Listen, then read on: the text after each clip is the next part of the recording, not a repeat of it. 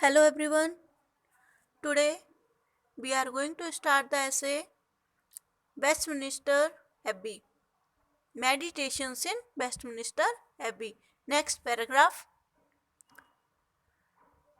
Upon my going into the church, I entertained myself with the digging of a grave and saw in every shovelful of it that was thrown up the fragment of a bone or skull intermixed with a kind of fresh, mouldering earth that sometime or other had a place in the composition of a human body.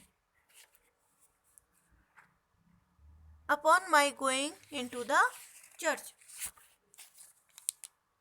I entertained myself with the digging a grave. Church में पहुंचकर मैंने एक कब्र खोदकर देखी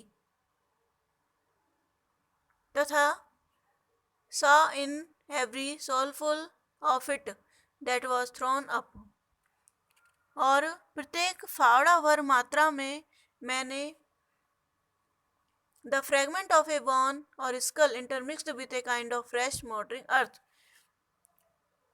प्रत्येक फावड़ा भर मात्रा में मैंने हड्डी अथवा खोपड़ी का टुकड़ा ताजी उस चूरे वाली भूमि में मिला हुआ पाया जो कि कभी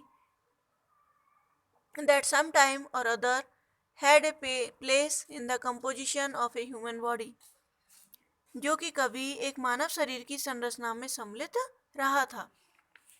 यानी चर्च में पहुंचकर मैंने कब्र खोदकर देखी तथा प्रत्येक फावड़ा भर मात्रा में मैंने हड्डी अथवा खोपड़ी का टुकड़ा ताजी चूरे वाली भूमि में मिला हुआ पाया जो कि कभी एक मानव शरीर की संरचना में सम्मिलित रहा था। Upon this I began to consider with myself what innumerable multitudes of people lay confused together under the pavement of that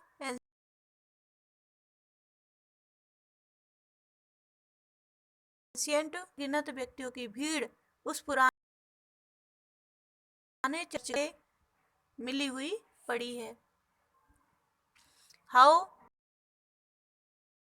men and boys, priests and soldiers, monks and prebendaries were crumbled amongst one another and blended together in the same common mass. किस प्रकार पुरुष व स्त्रियां, मित्र व शत्रु, पूजक व सैनिक, सन्यासी तथा पादरी मिले हुए थे तथा उसी समान झुंड में सम्मिलित थे। How beauty, strength and youth with old age, weakness and deformity lay undistinguished in the same promiscuous heap of matter. किस प्रकार सौंदर्य, शक्ति व वृद्धावस्था और वल्लित पदार्थ के ढेर में भेदभाव रहित पड़े हुए थे। After having thus surveyed this great magazine of mortality, as it were in the lump, इस प्रकार लोगों के इस विशाल भंडार का निरीक्षण करने के पश्चात मैंने उसकी विशेष जांच पड़ताल उन विवरणों से की। I examined it more particularly by the accounts which I found on several of the monuments which are raised in every quarter of that ancient fabric. इस प्रकार लोगों के इस विशाल भंडार का निरीक्षण करने के पश्चात मैंने उसकी विशेष जांच पड़ताल उन विवरणों से की जो मैंने उनमें से कुछ स्मारकों पर पाए जो कि प्राचीन ढांचे की प्रत्येक दिशा में खड़े किए गए हैं। Some of them were covered with such extravagant epitaphs that if it were possible for the dead person to be acquainted with them, he would blush at the praises which his friends have bestowed upon him. उनमें से कुछ इतने अतिशोक्तिपूर्ण कब्र के पत्थरों से ढके हुए हैं कि यदि उस मृत व्यक्ति को उसका ज्ञान होना संभव होता तो वह उन प्रशंसाओं से शर्मा जाता जो उसके मित्रों ने उस पर थोप दी थी। There are others so excessively modest that they deliver the character of the person departed in Greek or Hebrew, and by that means are not understood once in a 12 month. और उनमें से कुछ इतने अधिक विनम्र है कि वे मृत व्यक्ति का चरित्र यूनानी अथवा हिब्रू भाषा में प्रकट करते हैं तथा इस कारण वर्ष भर में एक बार भी समझे नहीं जाते हैं। कवियों को दफनाने के स्थान में मैंने पाया कि कुछ कवियों के स्मारक ही नहीं थे। In the poetical quarter, I found there were poets who had no monuments and monuments which had no poets.